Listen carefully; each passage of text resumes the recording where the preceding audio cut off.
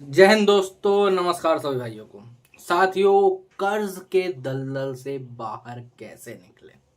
जी हाँ साथियों, अगर आपका भी कोई क्रेडिट कार्ड है या फिर किसी प्रकार का आपने कोई ऑनलाइन या फिर ऑफलाइन किसी भी बैंक से या एनबीएफसी से लोन ले रखा है और अब आपके ऊपर मल्टीपल लोन्स हो चुके हैं, मतलब आपने एक लोन लिया था, उसको चुकाने के लिए आप दूसरा लोन लिया, उसको चुकाने के लिए कोई क्रेडिट कार्ड ले लिया, फिर कोई सीसी लिमिट ले ली, ऐसे कर करके आपके लोन्स मल्टीपल हो चुके हैं और अब आप कर्ज के दलदल में फंस चुके हो। तो इससे बाहर निकलने का तरीका क्या है, आज इसी के बारे में बात करेंगे। पूरी प्रक्रिया क्या होती है, बैंक को किस तरीके से संभाला जाता है, रिकवरी को किस तरीके से देखना है, और सबसे इंपॉर्टेंट बात, इसमें आपके ऊपर लीगल क्या कार्रवाई हो सकती है ज्यादा से ज्यादा। जी हाँ, कई लोग बताते हैं ना कि ये हो जाएगा वो हो जाएगा, मैं ज्यादा से ज्यादा आप लोगों को बताऊंगा कि ज्यादा से ज्यादा आपके ऊपर क्या हो सकता है, इससे आगे कहीं पर कोई चीज नहीं होगी। ठीक है, कई लोग बताते हैं ना कि कलकत्ता में केस होगा, ये होगा, तो अगर वहां पर भी केस हो गया तो उसको किस तरीके से हैंडल करा जाता है ये मैं आप लोगों को बताऊंगा। ठीक है, तो दोस्तों वीडियो शुरू करने से पहले मैं आप सबका हर्ष कुमार आपके अपने चैनल लोन डिस्टोर में आपका स्वागत करता हूं। लोन संबंधित कोई भी परेशानी है, रिकवरी एजेंट ज्यादा परेशान कर रहे हैं, कॉल्स बहुत सारी आ रही हैं, कॉल फॉरवर्डिंग की सेवा लेना चाहते हो, हमसे कॉल बुक करके बात करना चाहते हो, ऊपर नंबर आ रहा है, व्हाट्सएप पर मैसेज कर सकते हो आप। ठीक है, तो अब आ जाते हैं मेन पॉइंट पे। देखिए, कई लोग जानते हो क्या है कि सबसे पहले तो इसी चीज से डरते हैं कि अगर उनका किसी प्रकार से कोई भी लोन डिफॉल्ट होगा तो हो सकता है उनके ऊपर कोई लीगल कार्रवाई हो, उनको जेल हो सकती है, ये होगी, फलाना होगा, ढिमकाना होगा। तो मैं आप लोगों को बता देना चाहता हूं कि आपको किसी प्रकार की कोई जेल नहीं होगी, ना ही किसी प्रकार की कोई एफआईआर आपके अगेंस्ट में हो सकती है इंडिया के किसी भी थाने में। जी हाँ, अगर ये लोग ट्राई भी करेंगे तब भी नहीं होगी, मैं पहले बता देना चाहता हूँ। कई बार ये लोग क्या करते हैं कि आपको एक कंप्लेंट फॉर्म भेजेंगे या फिर ऐसे कि आपके नाम पे कंप्लेंट इस थाने में हमने दे दी है, या फिर वो किसी काम की नहीं है। अगर इस तरीके की कंप्लेंट वो आपके नाम पे दे भी देते हैं कि इस लड़के ने 420 जो कि अब चेंज हो गया बीएनएस में 316 318, तो वो कर दिया है और इसके खिलाफ एफआईआर करी है नॉन बेलेबल में, तो वो नहीं होगा। क्यों नहीं होगा? क्योंकि ऐसा कोई भी लॉ है ही नहीं। जी हाँ, कि आप लोन डिफॉल्ट करोगे तो आपको जेल हो जाएगी। क्यों नहीं है? क्योंकि एक सिविल मैटर है। आपने बैंक से लोन लिया, बैंक ने आपको लोन दिया, बैंक ने ना तो सरकार से पूछा, ना किसी तरीके का लॉ से पूछा, ना किसी कोर्ट से पूछा कि मैं इनको लोन दूं या ना दूं। ठीक है, सेकेंडरी चीज है कि आप उसकी पेमेंट कर रहे थे जब तक भी आपका था पैसा आपके पास। अब जब आपके पास पैसा ही नहीं है, बिल्कुल आप पैसा खत्म, कई लोग ऐसा बोलते हैं ना सर, कि सर जानबूझ के करना चाहिए। अगर आपके पास पैसा है तो इनका पैसा दो, पहली बात, सीधी बात है, क्योंकि ये डिफॉल्ट को हमें इंकरेज नहीं करना चाहिए। लेकिन अगर पैसा बिल्कुल नहीं है, खत्म हो चुका है, पैसा है ही नहीं, तो फिर कोई डरने वाली बात नहीं है, क्योंकि एक सिविल का मैटर है, तो इसमें कोई एफआईआर नहीं होगी, कोई पुलिस नहीं आएगी, कोई किसी प्रकार से ना कोई एडवोकेट आपको फोन करेगा, ना कोई पुलिस वाला आपको फोन करेगा। ठीक है, अगर ये लोग फोन कौन करते हैं, कई बार लोग बोलते हैं ना कि सर मुझे अलग अलग पुलिस वाले फोन कर रहे हैं या अलग अलग एडवोकेट फोन कर रहा है, तो ऐसे में होता क्या है मैं बताता हूँ पहले तो आपको। ठीक है, यही रिकवरी एजेंट रहते हैं, एक ही टेबल पे बैठे होंगे या फिर एक अलग अलग रूम में बैठे होंगे। रूम भी नहीं होता, एक ऐसा जैसे लाइन बनती है ना कि 20 बंदे एक साथ बैठे हुए हैं एक लाइन में, वैसे है। तो एक लाइन से बैठ के कोई पुलिस वाला बन के बात कर रहा होगा, वो नंबर दे रहा होगा कि आप एडवोकेट विक्रम राठौर जी से बात कर लीजिए। नाम भी ऐसे उठाएंगे जो कि फिल्मों वाले होंगे।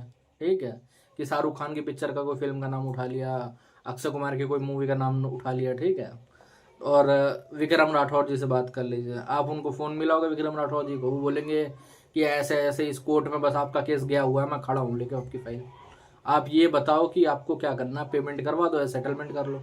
समझे? और आप लोगों को लग भी रहा होगा कि ये सेटलमेंट करवा देंगे वहाँ पर, तो ये लोग सेटलमेंट नहीं करवाते। दरअसल ये लोग वहाँ पर फेक सेटलमेंट करवा के आपके लोन में ज़्यादा पैसा डलवा लेते हैं।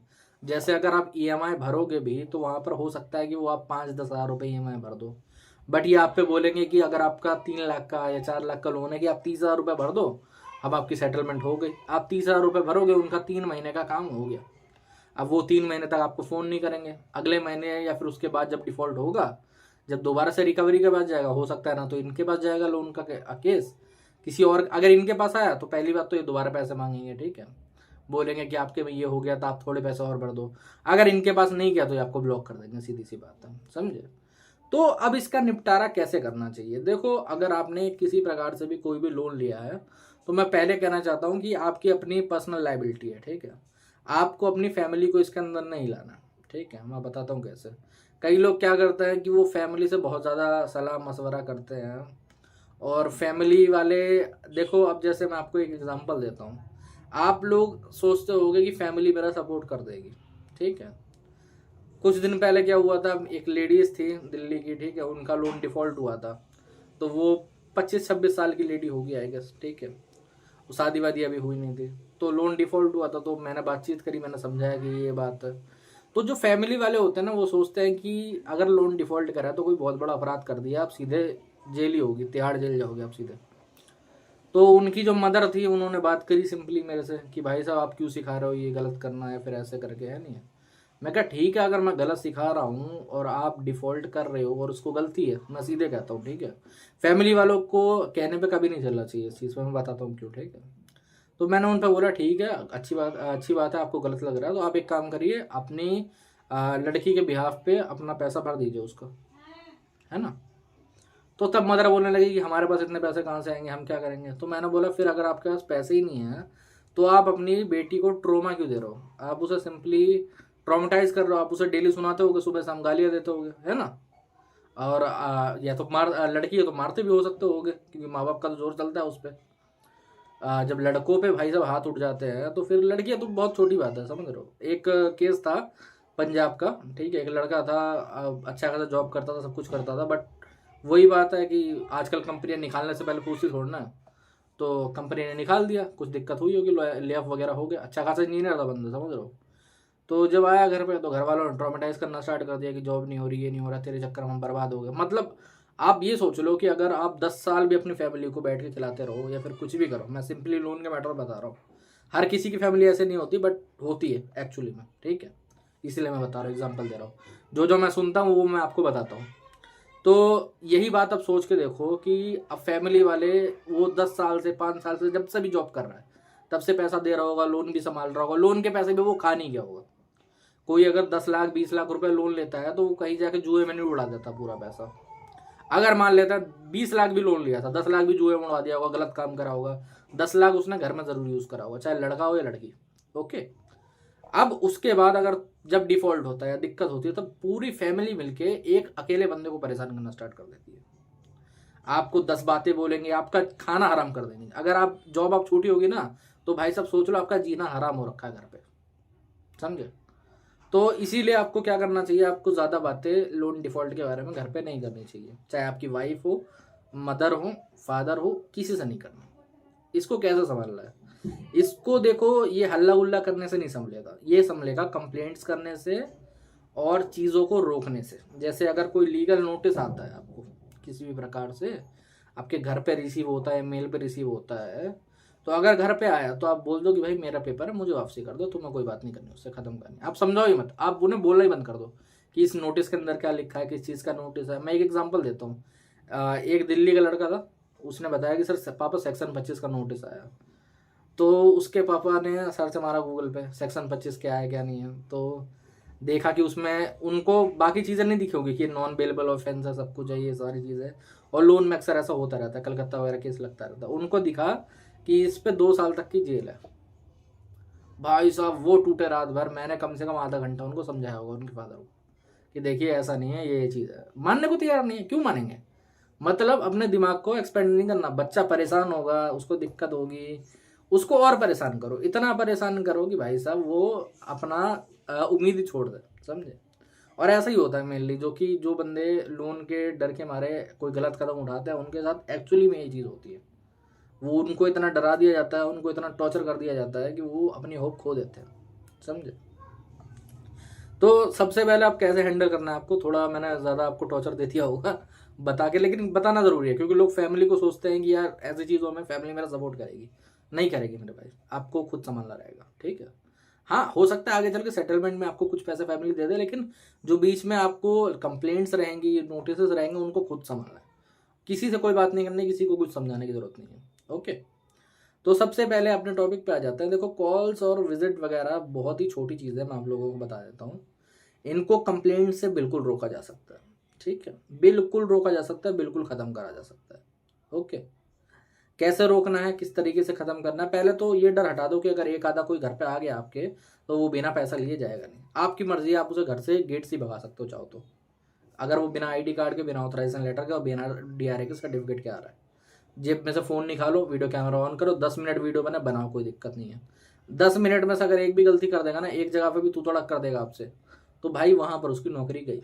आगे चल के आप RBI में कंप्लेंट कर सकते हो, और RBI इनका बाप है, वो ज़्यादा सोचते नहीं है। वहाँ के जो बैंकर होते हैं ना, वो पूछते नहीं है कि क्या करना है, वो ऑर्डर देते हैं, वो ऑर्डर देंगे बैंक को।